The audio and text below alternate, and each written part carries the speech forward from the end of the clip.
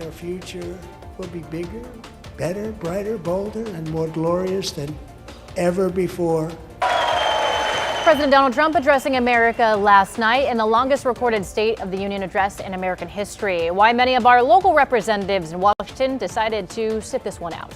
Plus, a Washington neighborhood left reeling after a stabbing spree near Tacoma. Now documents show a troubling history at the home where it happened. But first, two girls believed to be taken by their mother have been found safe this morning. What's next in the investigation?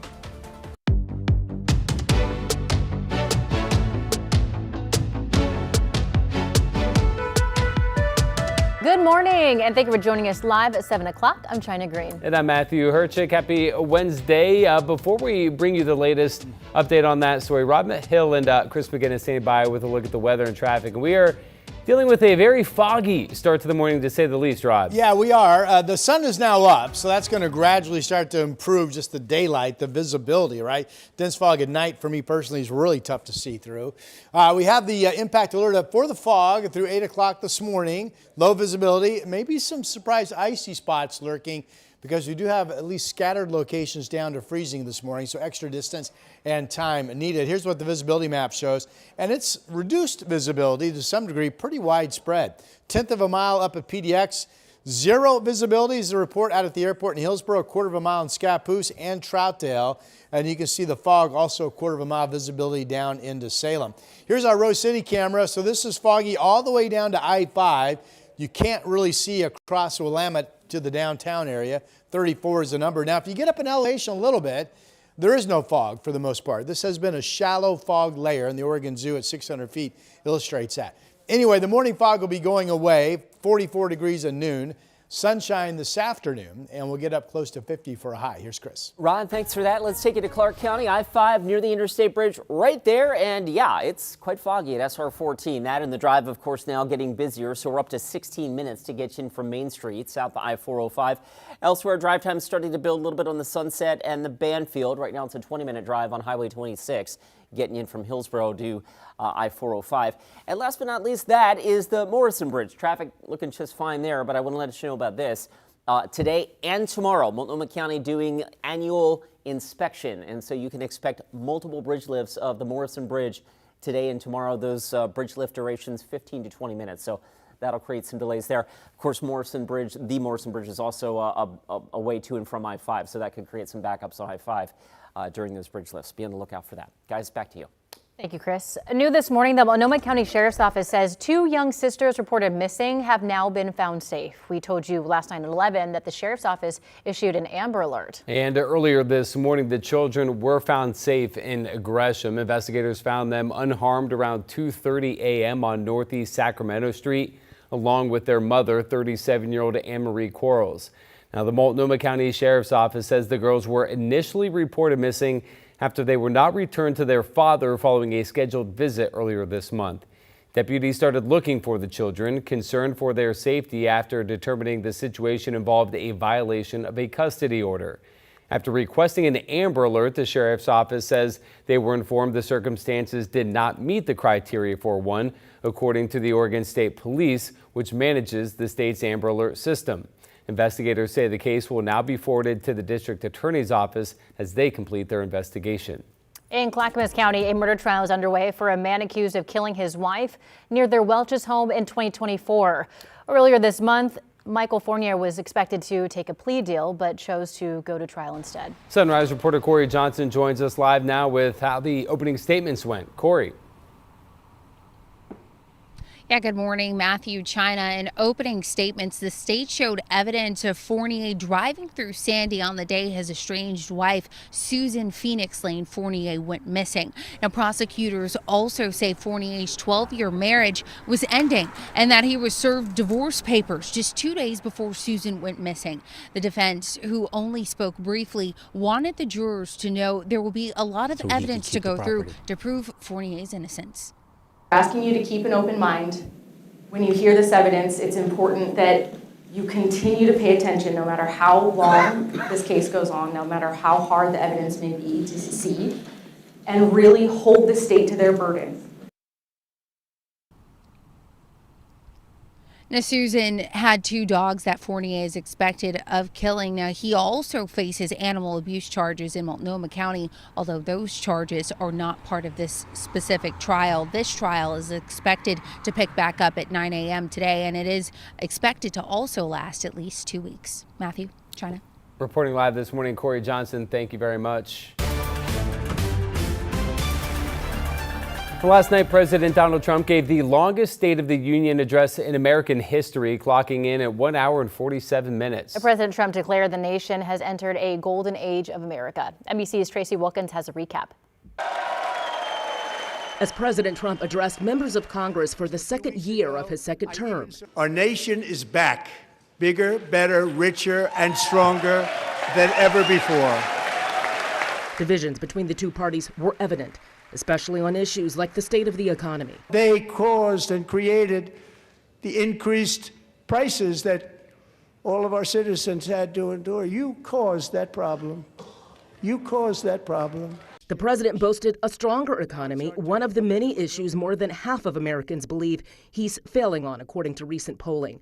Trump also made his case on his tariffs in front of the Supreme Court justices who recently ruled limiting his ability to levy them. But the good news is that almost all countries and corporations want to keep the deal that they already made. The president touted ending wars while promising he will not allow Iran to pursue a nuclear weapon. I will never allow the world's #1 sponsor of terror, which they are by far, to have a nuclear weapon. Several Democrats boycotted the speech, while some who were there at times shouted in protest, especially apparent when the president accused Democrats of supporting sanctuary cities and not his immigration policies. They're blocking the removal of these people out of our country, and you should be ashamed of yourself.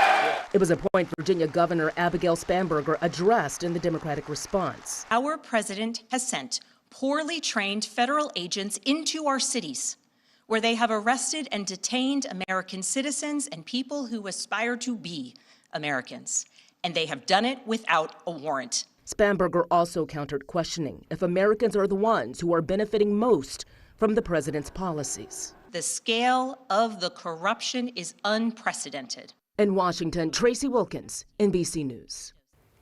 Meanwhile, many Oregon congressional delegates skipped the State of the Union address. Yeah, just 3 attended the speech. Others held town halls or attended protest events. Sunrise reporter Thomas Schultz joins us now. So, Thomas, why did so many local lawmakers decide to skip the speech?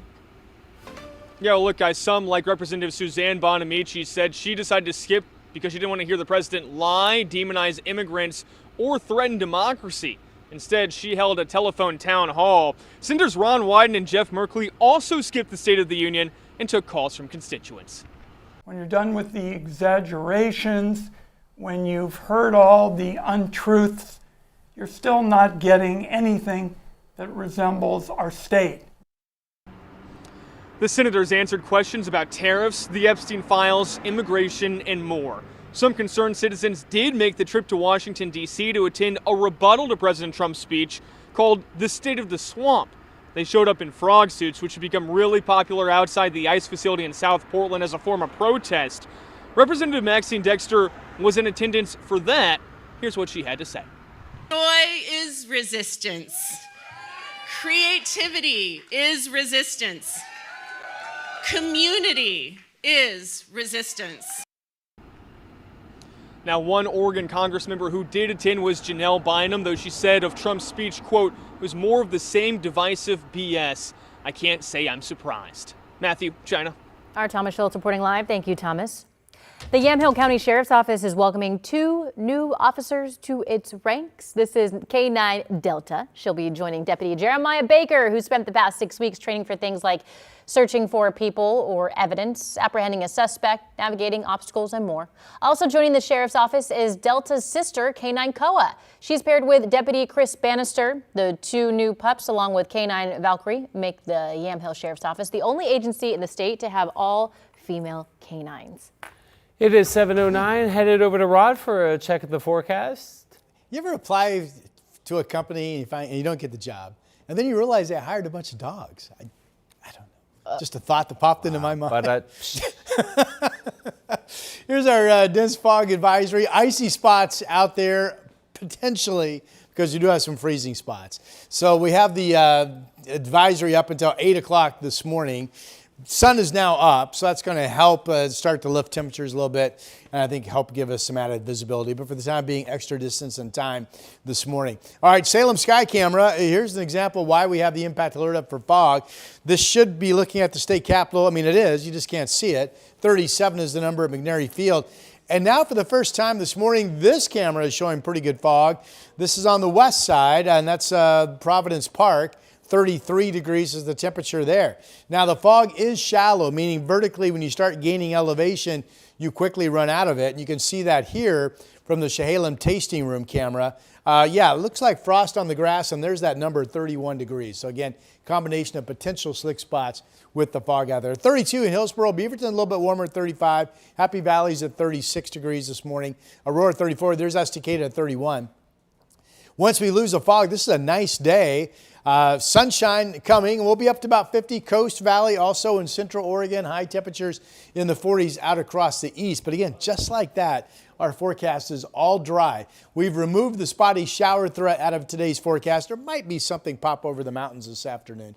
50 today in Portland, 53 tomorrow. Morning cloudiness on Friday from that system that's passing us to the north Thursday night into Friday morning. But the weekend, I've got mid-50s and mostly sunny skies both days. Here's Chris. Rod, thanks for that. That dense fog advisory, of course, continues down into Clackamas and Marion County as well. This is I-5 in the Salem area, and the fog definitely hanging here on that camera shot from Oregon Highway 22. That said, I-5 is actually doing just fine right now between Salem and Wilsonville. Let's take you up to Vancouver. There, the fog is quite thick. This is SR 14 right here, that little curved ramp that goes from SR 14 westbound onto I-5 south, and that's a normal pinch point for our morning drive. Right now, we're up to 17 minutes to get you in from Main Street to the Fremont Bridge. There's a quick look at the east side. Banfield traffic tightening up a little bit in the fog coming in from the Gateway area. 20 minutes right now. Get you in from Troutdale to I-5. Guys, back to you. Thank you, Chris. A city in Oregon is making some improvements to a surveillance camera near the Willamette. What the camera is watching. Plus, a family in Estacada is left picking up the pieces after a fire broke out in their barn. The loss they're now grieving and how they're coping. I'm Matthew Herchick, new morning anchor at KGW. I'm a huge sports fan, and I know I might be from the Buckeye State, but I'm excited to explore what the Rose City has to offer. I want to make sure you're prepared for the day, whether it's bringing you breaking news or sharing those inspirational stories that make you smile. We've got you covered. Because when news moves fast, you need a team that moves with you. Make the move to Portland's #1 streaming newscast, Sunrise, weekday mornings from 5 to 9, anywhere you watch.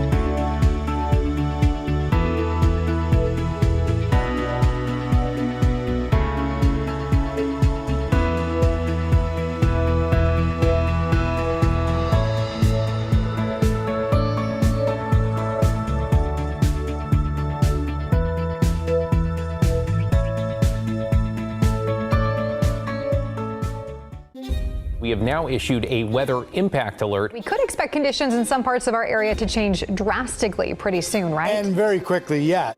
This is significant rainfall coming our way. You'll definitely want to be extra cautious. Certainly becoming increasingly hazardous. We've got the potential for some tree limbs or even trees or power lines to come down. Of course, when you hear thunder, it's always best to take cover.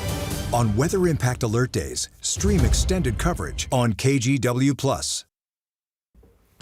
An Oregon live stream is one step closer to booting back up. The City of Independence and Polk County Fire District spent last Friday cleaning up and upgrading its live Osprey camera. The Nest and newly installed camera are sat above the Willamette River at the Riverview Park.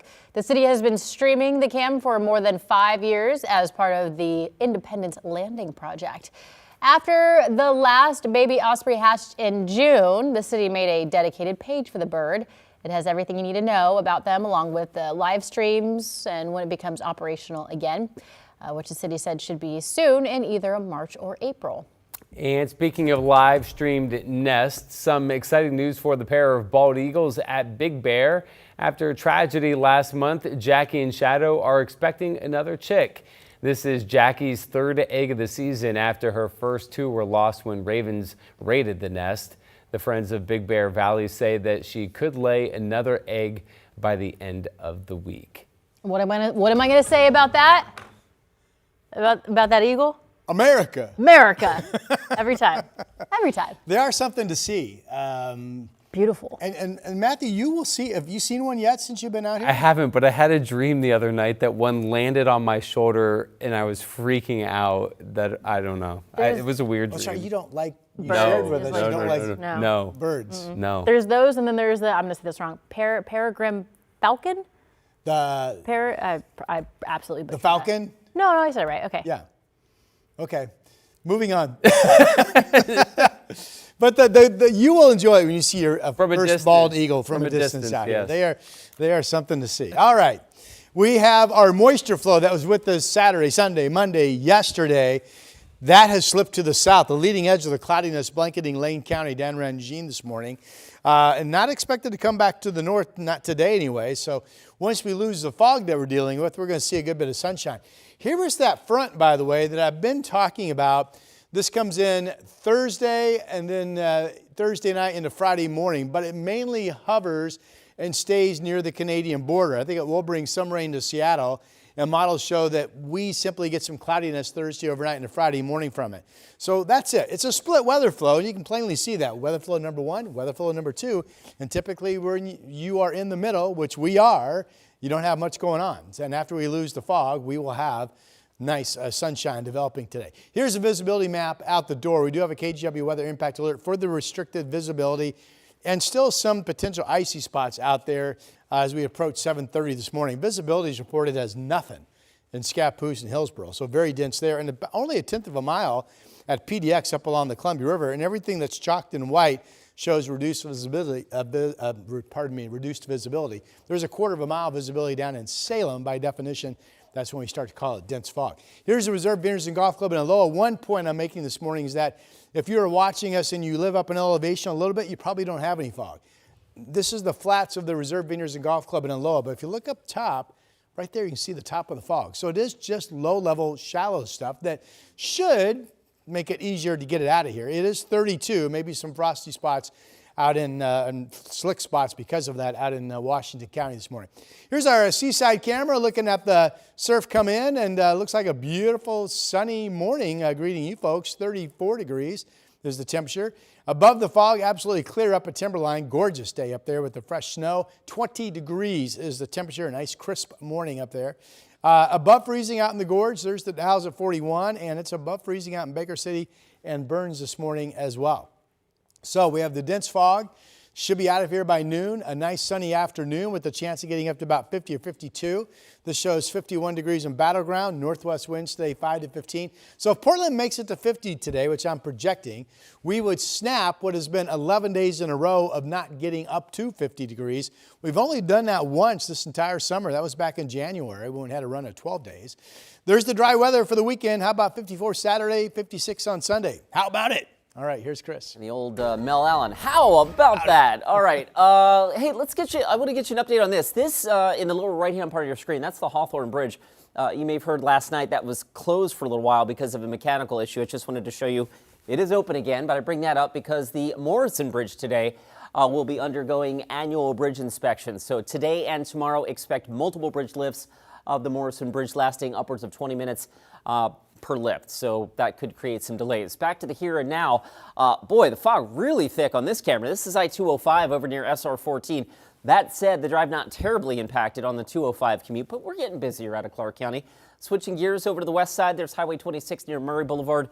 That eastbound drive coming in from Hillsborough now has jumped up to about 18 minutes at last check. China, back to you. Thank you, Chris. Documents show a history at the house where authorities say a man stabbed multiple people. The connection that those documents show the suspect had to the victims. Hi, I'm Christine Padawanich. I'm a journalist at KGW, and I love exploring Portland's amazing food scene. New spot? I'm there. So I don't just report about our community, I belong to it. What happens here affects us all, and that's why we care so deeply about getting it right. And when local journalism is done right, it doesn't sit still, it moves. It moves you to act, to vote, to volunteer, to speak up, or to lend a hand. It moves your mind by challenging assumptions and offering new perspectives. It moves you forward by giving you the information to make decisions and thrive where you live. And yes, it moves your heart through the good stuff that stays with you wherever you are. And at KGW, we're here for all of it. These are the stories that move Portland.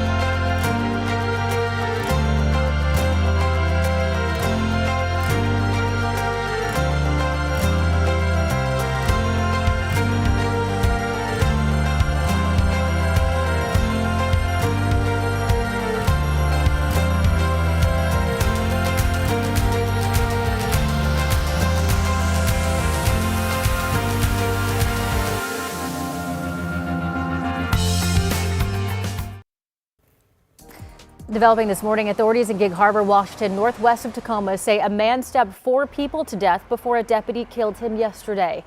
The Pierce County Sheriff's Office received a call about a no-contact order violation. Deputies learned that the order had not even been served and were heading to serve the suspect. While en route, a second 911 call reported a man stabbing people at that same location. 3 minutes later, a deputy arrived, saw the attack, and shot the suspect. 3 victims died at the scene, and a 4th died at the hospital. Court records show a history of violence at this home, including a mother repeatedly seeking protection from her adult son.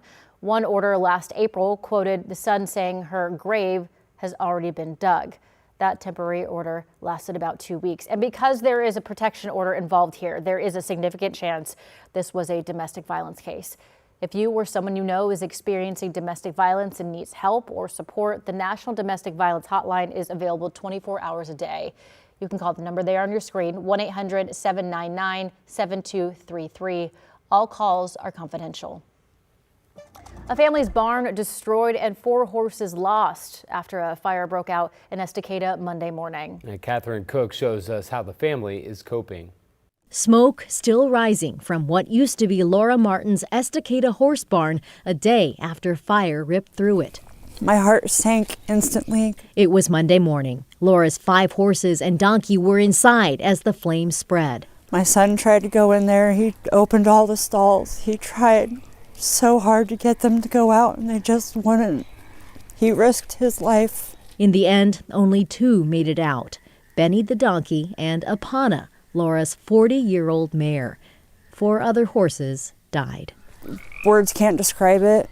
My horses are my life. 3 wild Mustangs and 1 Pinto. They're very special. They're all rescues. Yeah, it takes a special kind of person to dedicate their life to that. Lisa Sink, Laura, helped train 2 of Laura's horses. She knows just how special they are. They're healing animals. Their vibration is on another level, and they can actually heal people. Laura says her horses were her therapy for depression and anxiety. I could go and just sit with them, and they would even come and they'd lay down next to me when I'd be sitting out there. And they would just rest their head on my lap and just love me. It's unclear how the fire started. Investigators can't go in until it's completely out. In the meantime, Laura has other animals she needs to care for. 10 goats, geese, and these 2. All of their feed, gear, hay, and shelter also burned in the fire. A local horse rescue donated this temporary shelter for the surviving equines, and loved ones started a GoFundMe for those who can help in other ways. I'm overwhelmed with everybody's generosity. Maybe one day horses will return to Laura's farm. Everybody wants to help her try and replace them. And we'll find the right ones when the time is right. For now, their spirit remains, and one certainty. They knew they were loved. They know. In Estacada, Catherine Cook, KGW News. Meanwhile, authorities have cited a Salem-Keizer school bus driver for making an unsafe left turn that ultimately resulted in a crash that killed another driver. This was in West Salem on Highway 22 around 10 o'clock Monday morning. The state police say the bus driver attempted that left turn onto southbound Highway 51 and caused a head-on collision with an SUV. The driver of that SUV died at the scene. Around 60 high school students were on the bus for a field trip. One student and the bus driver were taken to the hospital with minor injuries. Protecting patient privacy and getting care without fear in Oregon. That's the hope of a newly passed act as it heads to the House.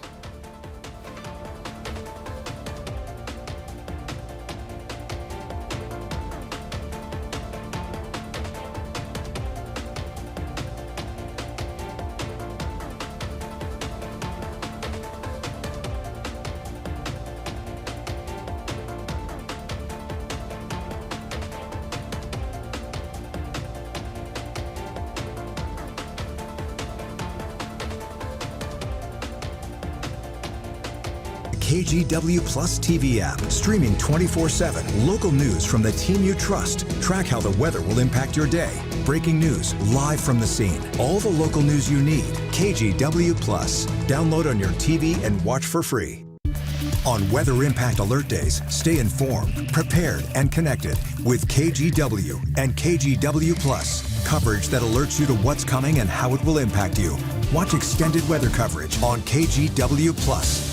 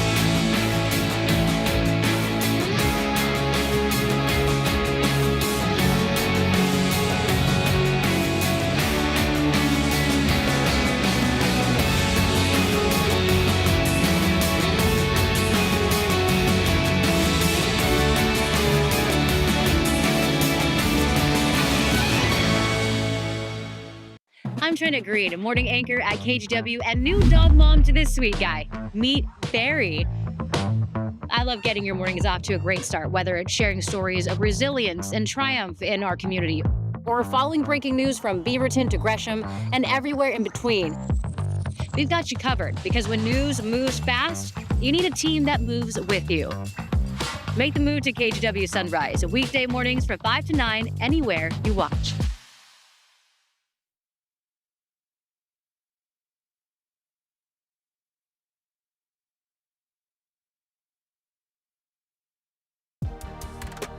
We are coming up on 7:29 on a foggy Wednesday morning drive. Let's get you out there. We'll zoom into I-205 going through Westland and Oregon City. There's your southbound commute at Highway 43 coming off the Abernathy Bridge. You can't even make out the bridge in the distance. So hopefully that exemplifies a good chunk of the viewing area this morning. 18 minutes now, your southbound drive, Clackamas south to Tualatin. Elsewhere, the freeway drive busy but moving. The trip out of Clark County, one of our slower commutes right now. 20 minutes get you south from Main Street to the Fremont Bridge. Rod? Well, thank you, Chris. Chris showed off the fog. I want to make the point that it's fairly shallow fog, meaning once you get up in elevation, you have sun. Here's Exhibit A, Chehalem Tasting Room from Sherwood. Here's Exhibit B. I think this elevation almost pushes 1,000 feet. I'm not positive. This is Persimmon Golf Club out in Gresham. And looking off to the east, you can see the sun. That is frost on the grass. So that's one of our concerns this morning as well. If you have fog, you might also have some potential slick spots. We'll have partly cloudy skies at noon with improving conditions. And we go on to see a lot of sunshine today with a high of about 50. And the 7-day forecast is dry.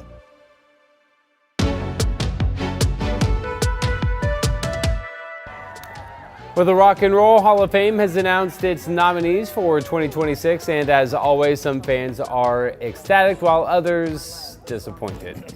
This year's list is the largest ever with 17 artists. 10 of them are first-time nominees. They include Lauryn Hill, Phil Collins, Wu-Tang Clan, Shakira, and Luther Vandross. Returning to the ballot again are the Black Crowes and Billy Idol. Heavy metal band Iron Maiden is also returning for the third time. So at least have some rock and roll bands mixed in there. It's a nice day for a white wedding. Yeah. Yeah. I was like, what? Great day, beautiful day, honestly. Billy? That wasn't bad, guys. I mean, really, that was not bad. All right. Singing's not my premier talent, Rod. You don't say.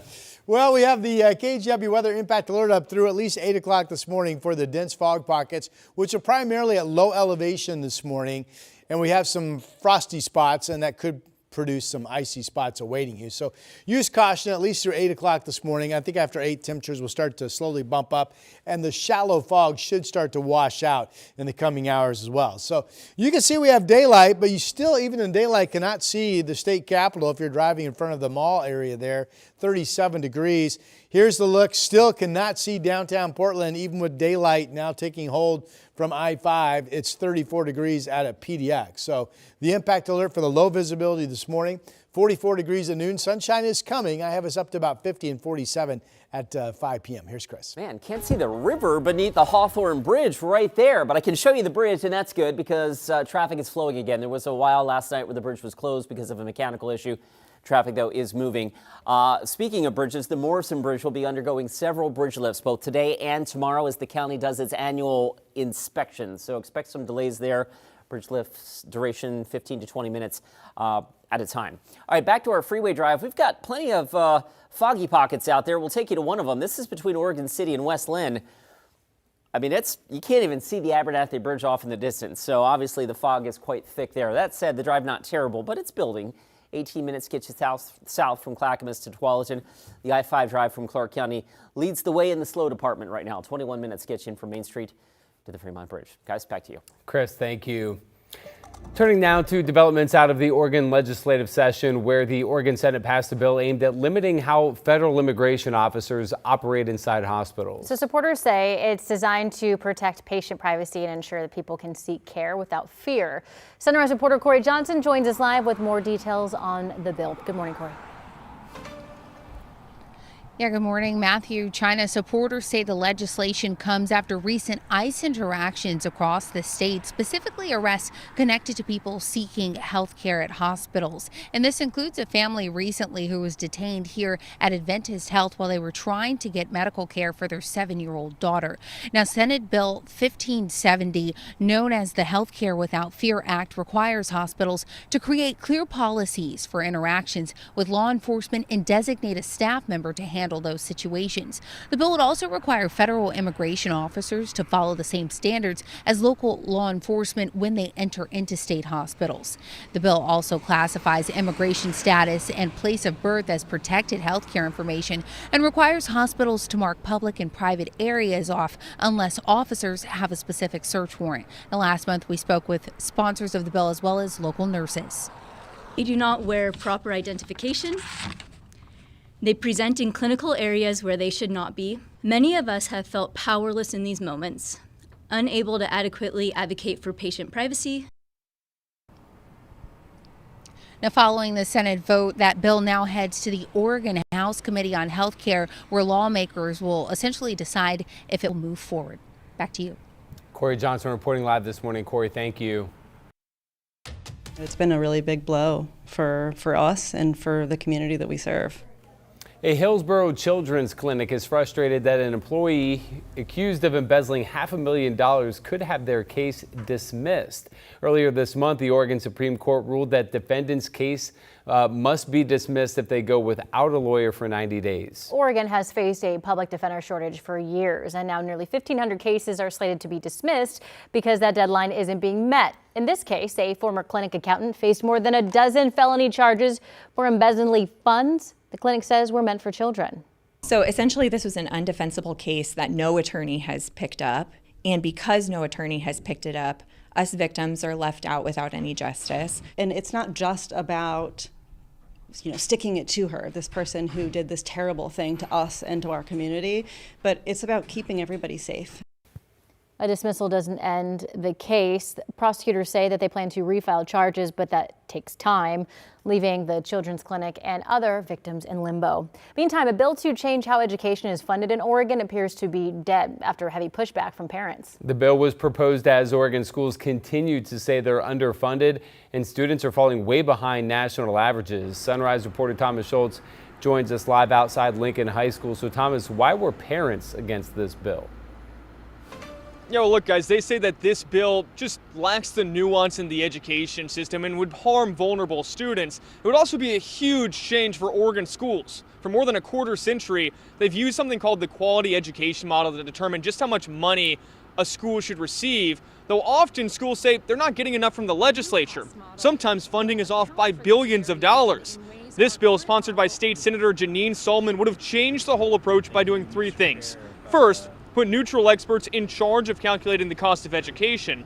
Second, account for different costs in rural education versus schools in more densely populated areas. And third, create stable, predictable funding, which makes it easier for school districts to determine how much funding to expect. And the bill came as Oregon students lag nationally in math and reading. In a meeting earlier this month, Solomon says this bill would have been a big step toward improving student outcomes. We cannot keep doing the same thing and expecting different results.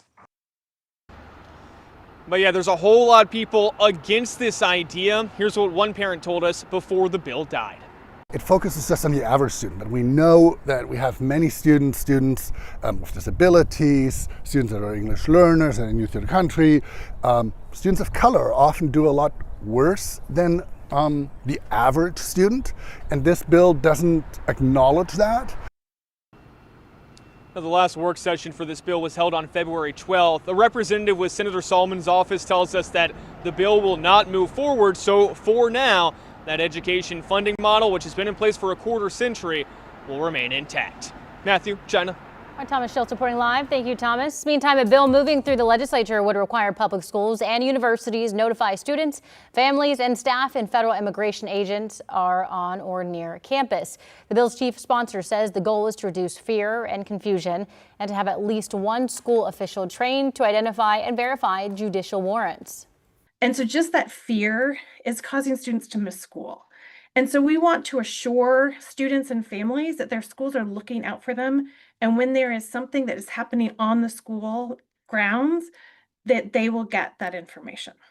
Opponents of the bill say schools already have emergency alert systems and don't need this requirement. And others who submitted testimony say it's not a school's job to interfere with federal officers. Happening soon, another public hearing will be held at 8 a.m. over a bill that would make the state and the city joint owners of the Moda Center. Senate Bill 1501 would funnel tax dollars paid by players and performers into arena improvements. It would also redirect taxes from Rose Quarter businesses to the Oregon Arena Fund. The Moda Center is the home of the Blazers. In the hearing, their last hearing, those who testified in favor argued keeping the Blazers in Portland will continue to propel the state's economy, but opponents believe the team's new owners should be paying for any upgrades. Time now is 7:38. Headed over to Rod Hill for a look at your weather. Yeah, thank you. You saw that little red flash. KGW weather impact alert currently up for about another 21 minutes to 8 o'clock this morning. Might have to extend it if the fog doesn't start to improve somewhat. It's still quite dense. Scappoose, Hillsborough, crossing to Columbia out of Vancouver or vice versa.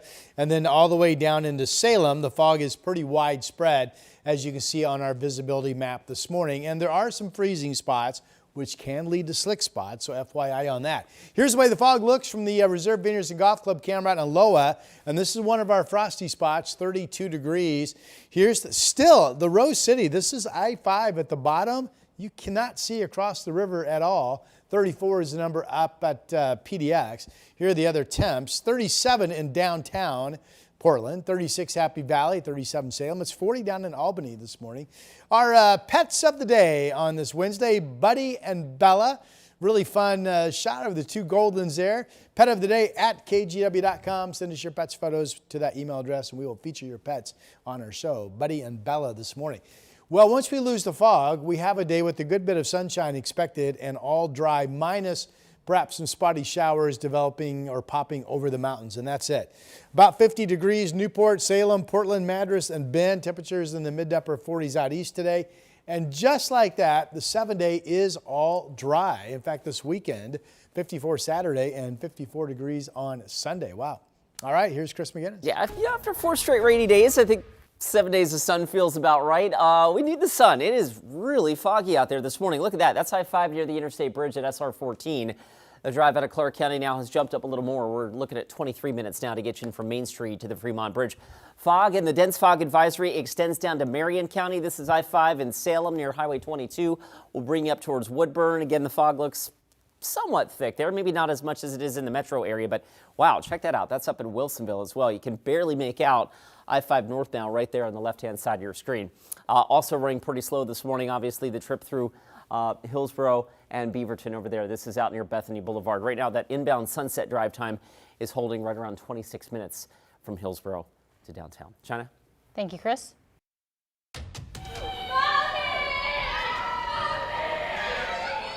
Happy cheers at PDX last night as passengers on board a flight from Puerto Vallarta, Mexico, got to see their families again. This was the first direct flight to PDX that hasn't been canceled since the unrest in the region started over the weekend. Now, while many passengers told us they were glad to be home, none wanted to speak on camera. Airlines canceled flights to western Mexico when violence erupted after Mexican military forces killed one of the country's most notorious drug kingpins. In retaliation, suspected gang members lit cars on fire and barricaded roads. Conditions have calmed down considerably since Sunday, though the State Department is still warning Americans in parts of the region to shelter in place. Imagine jumping into the ocean and thinking it's not cold enough. That's one thought of a woman who's trying to take a record-breaking dip.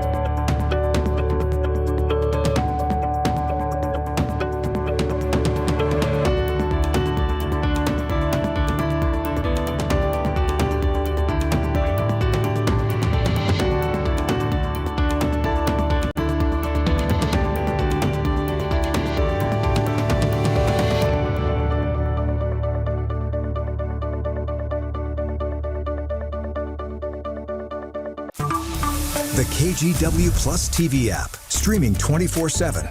Local news from the team you trust on your time. Track how the weather will impact your day. Certainly becoming increasingly hazardous. Extended, continuous coverage of breaking news live from the scene. That snowpack is still heavy. Go deeper with in-depth interviews and exclusive reporting. All the local news you need, live or on demand. KGW Plus. Download on your TV and watch for free. The KGW Plus TV app, streaming 24/7. Local news from the team you trust. Track how the weather will impact your day. Breaking news live from the scene. All the local news you need. KGW Plus. Download on your TV and watch for free. On Weather Impact Alert Days, stay informed, prepared, and connected with KGW and KGW Plus. Coverage that alerts you to what's coming and how it will impact you.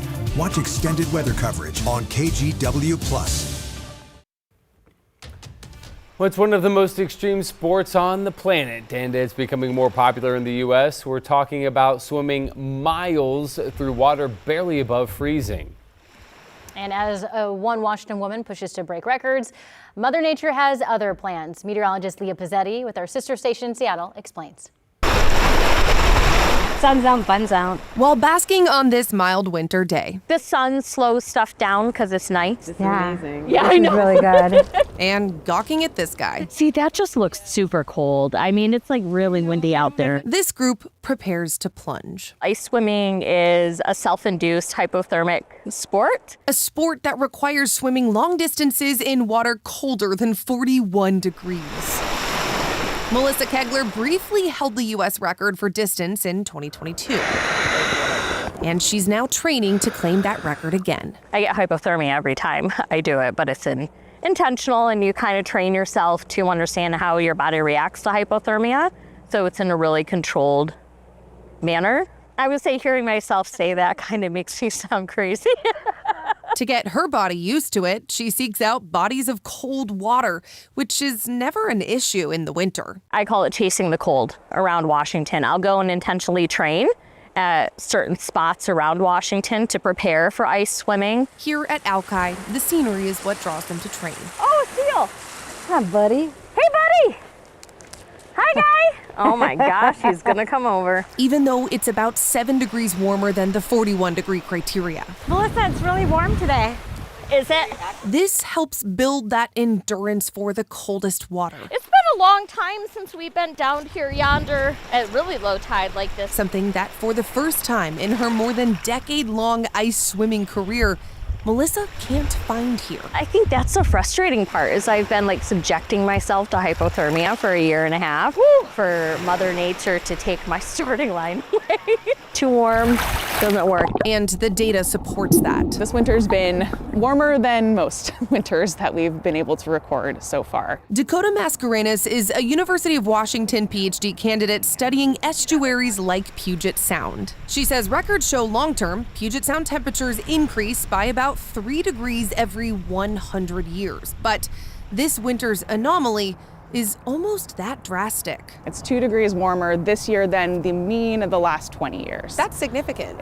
Yeah, it is actually significant. It is statistically significant as well as a big deal for the region. It's partially because of the warmer winter season, but also beyond that, a warming Pacific Ocean that feeds the sound. Yeah, it's definitely a big domino effect. If the ocean's getting warmer and the air is getting warmer, then the water is definitely going to get warmer in Puget Sound. Hey, buddy. And that domino continues to everything living underneath. How's that guy? Like critters Melissa has an up-close view of while training, a draw for this sport. It's amazing because you kind of think of the water as just, a body of water, but it's so alive when you go in it. There could be orcas out there. While she waits to find a waterway cold enough to compete, It's a good day for some orcas. she trains wherever she can. Okay, we can do it. Hoping for the sake of everyone, That's probably my mantra. We can do it. things will cool down. My goals change, but right now, as any athlete would want, they just want the opportunity to try. It's 7:47. Here's a look at the sky cam. Rod, that just seems like that's your least favorite potential sport. Well, I don't ever. like cold water. No, Yeah. I don't. I mean, cold water is one thing. Barely above freezing is a completely other. Yeah. We just saw the seaside camera there. Water temperatures this time of the year are typically about 51, 52 or so. Yeah. In the Pacific off of the Oregon That's coast. cold. And the story I think mentioned, if I heard it correctly, 3 degrees warming. I didn't catch if they were talking Fahrenheit or Celsius, big difference. Per 100 years, research when I looked at it, been a couple years ago, was warming about 0.5 degree Fahrenheit every 10 to 12 years off of our shoreline. So it is coming up, but typically we're still somewhere in the low 50s for more of the year than we're not. Too cold. I can't believe they're not wearing wetsuits. It's plenty cold for me, low 50s. Yeah. No wetsuits? They weren't wearing wetsuits. Yeah. Really. That's crazy, yes. Here's a look at our... I wear a wetsuit when I go into the shower, for crying out loud. All right, here's our our rain total and snow total for Mount Hood site specific. We have a dry 7-day forecast. I wanted to throw this out there. We had the record rain on Monday, as you remember. We picked up over an inch. And now for February, we're at 4.75 inches. Normally, the entire month is shy of 4. So February will go in the books as wetter than normal. And if you go back to the start of the water year, which we really look at, coincides with snowpack season, 24.31 at PDX. That's about an inch and a half above normal, largely because of the atmospheric rivers we had in December. But we're doing fine in the rain department. It's the snow up in the Cascades where we're hurting. But remember, we started February 29% of normal for that part of the season. We're now up to 39% of normal, so we have made some increase. 58 inches of snow is the depth measured on Mount Hood off of Timberline Road at 5,400 feet. All right, we need snow. Well, we're not going to get any more this week. We have the moisture flow that was hitting us has slipped down to the south of us. It's cloudy down in Lane County, but once we lose the fog, we'll have sunshine today here over our part of the state. We are still tracking the dense fog situation and the potential of some slick spots with freezing temperatures in scattered locations. We've got the impact alert up and just until 8 o'clock right now. If things don't improve visibility-wise, may have to extend that until at least 9. Extra distance and time out there needed, and be aware there could still be some icy spots. Yeah, this is not improved, has it? The Rose City camera. I-5, sun's up now. You still cannot see across the river at all at downtown 34. Now you get up in elevation just a tad and the fog starts to clear out. This is 600 feet from the Oregon Zoo, 35 degrees, and there is the temperature in Kelso and Salem, each at 37. Everybody's above freezing right now at the reporting sites on this map. Astoria is at 33. Coast forecast, partly to mostly sunny skies, should be a lovely day. Wind direction is west, low 50s expected. And after we lose the fog, we'll get sun in the valley and we'll warm up to the low 50s here as well. Similar numbers expected today up into southwest Washington. Longview, good morning to you. About 52 is coming your direction. 7-day forecast is all dry. 50 today, 53 tomorrow. There's that system I'm tracking up near the Canadian border Thursday night and Friday. Our Futurecast model is showing it throws some clouds our direction into Friday morning, but that's all we see from that. Probably some rain showers up in Seattle. But for Portland, a dry weekend, mostly sunny both days, and both days in the mid-50s. Wow. All right, here's Chris. All right, still quite foggy to your point out there on the roads this morning, Rod. There's the live look right there, lower right-hand part of your screen. That's I-5 at SR-14, Vancouver's side of the Interstate Bridge. And that drive has gotten slower now. We're knocking on the door of 30 minutes to get you in from Main Street to the Fremont Bridge. Elsewhere, speaking of bridges, we'll take you down to Oregon City and West Lynn. Here's the drive from Gladstone down to Oregon City. I-205 south really slow in the fog there, moving at 16 miles an hour or less. The trip south from Clackamas to Tualatin has nudged up to close to 20 minutes. Banfield right there and the Sunset right there, equally foggy, and the drive times are starting to really build now. We're just shy of 30 minutes to get folks in from Hillsborough to downtown. Matthew? Chris, thank you. A bill expected to help families keep money in their pockets to buy essentials they need might be introduced later today, while the bill's sponsor says it's an important step to fighting fraud.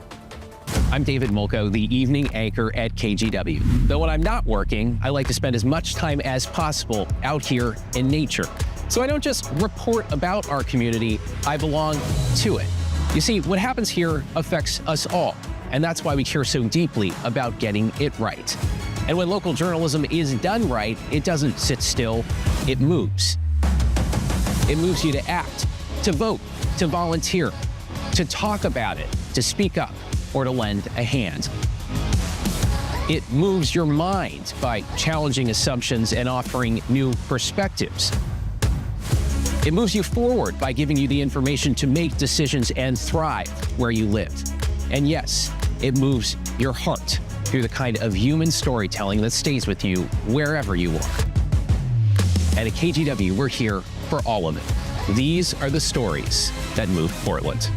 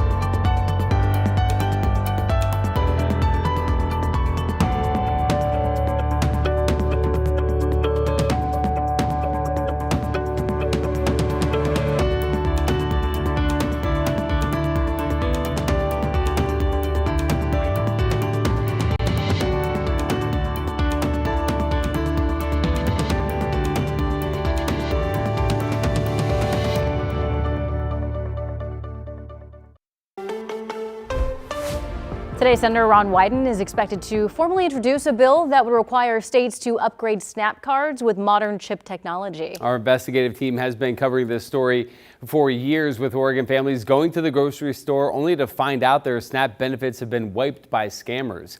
Investigative reporter Kyle Aboshi has the update. The problem? Low-income families getting ripped off by crooks, stealing their food stamp or SNAP benefits. The proposed solution? Federal legislation to crack down on that fraud. Taxpayers are getting ripped off, and individuals, particularly poor people, are getting ripped off. Senator Ron Wyden plans to introduce legislation this week that would require states to upgrade food assistance cards with smart chip technology. Currently, Oregon Trail cards don't have a chip, making them ripe for fraud. What we need are secure chips in these cards, and I'm determined, because it's long overdue, to get them in there. Crooks often skim EBT by secretly attaching a small device to a checkout machine that sends card numbers and pins back to the thieves, who then create fake cards and drain accounts. To take from people that are already struggling, it's a certain kind of evil. Over the past 3 years, KGW has reported on low-income Oregonians who had their food stamp benefits stolen. I know there is money in there. We rely on those food benefits to eat. My money was gone. In November alone, there were 440 thefts involving Oregon Trail cards, according to the Oregon Department of Human Services, totaling more than $91,000 in stolen benefits. Under the proposed legislation, states would receive federal funding and be required to begin issuing chip-enabled cards within 2 years. Kyle Aboshi, KGW News. Coming up at 8, KGW Sunrise continues live on KGW Plus with a local take on an internet sensation. How the Portland Pickles are putting a spin on bringing Punch the Monkey some comfort. Punch.